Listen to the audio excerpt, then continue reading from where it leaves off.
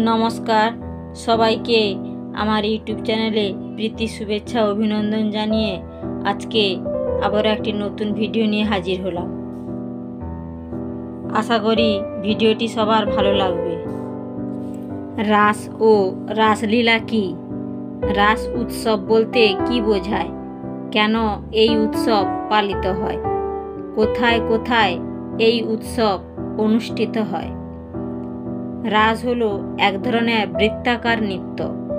বলা হয় যে শ্রীকৃষ্ণ ও তার শ্রেষ্ঠা গোপী রাধারানী সহ অন্যান্য গোপীগণকে নিয়ে নৃত্য খেলায় রত হল রাস।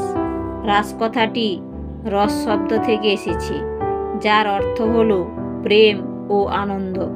এখানে প্রেম বলতে দিব্য অনুভূতির কথা বলা হয়েছে।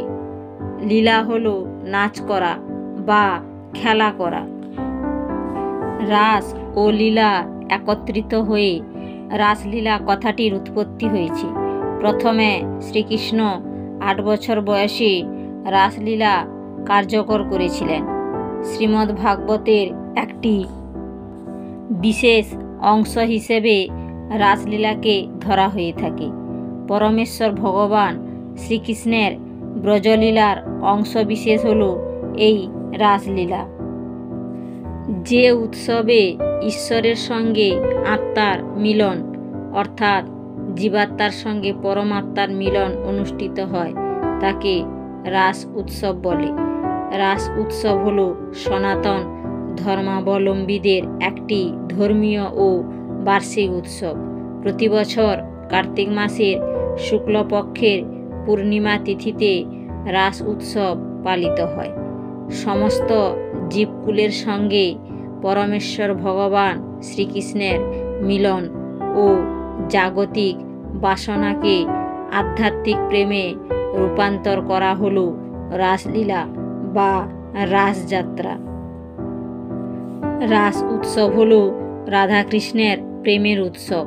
ভারতবর্ষের উত্তরপ্রদেশে বৃন্দাবন ধামে গোপিনীরা কৃষ্ণ প্রেমে মুগ্ধ হয়ে সংসার ত্যাগ করে উপস্থিত হয়েছিলেন।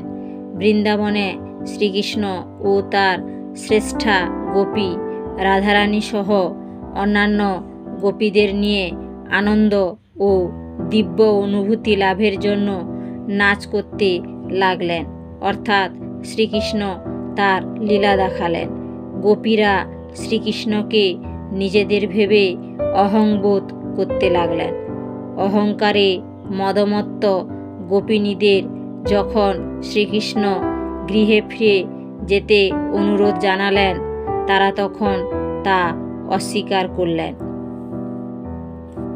রাধারানী ছিলেন শ্রীকৃষ্ণের হ্লাদিনী শক্তি, তাই শ্রীকৃষ্ণ গোপিনীদের অহংবোধকে চূর্ণ করার জন্য রাধারানীকে নিয়ে সেখান থেকে অদৃশ্য হলেন।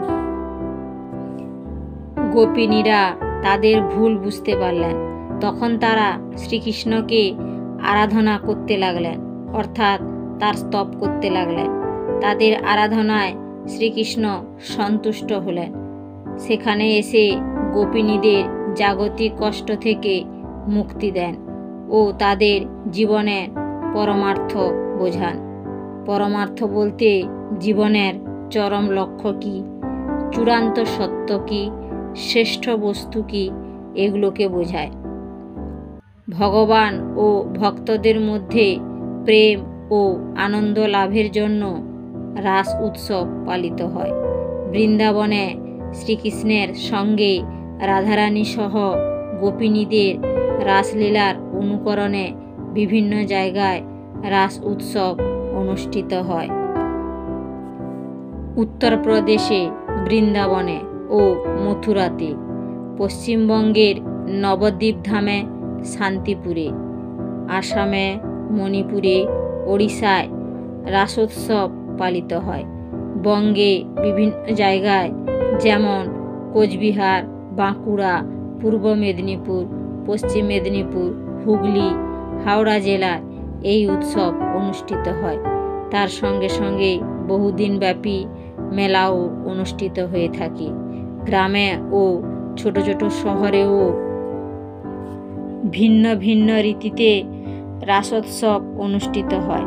সেই উপলক্ষে প্রীতিভোজের মাধ্যমে নরনারায়ণ সেবাও অনুষ্ঠিত হয়ে থাকে। বৈষ্ণব সম্প্রদায়ের মানুষদের মধ্যে বেশি এই উৎসবের জনপ্রিয়তা রয়েছে। শ্রী চৈতন্যদেবের রাস উৎসব পালনের কথাও শোনা যায়। আজ ভিডিওটি এখানেই শেষ করলাম। সবাই রাধাকৃষ্ণের কৃপায় ভালো থাকুন, সুস্থ থাকুন। নতুন বন্ধুরা সাবস্ক্রাইব করে পাশে থাকবেন, পরিচিতদের শেয়ার করে দিবেন।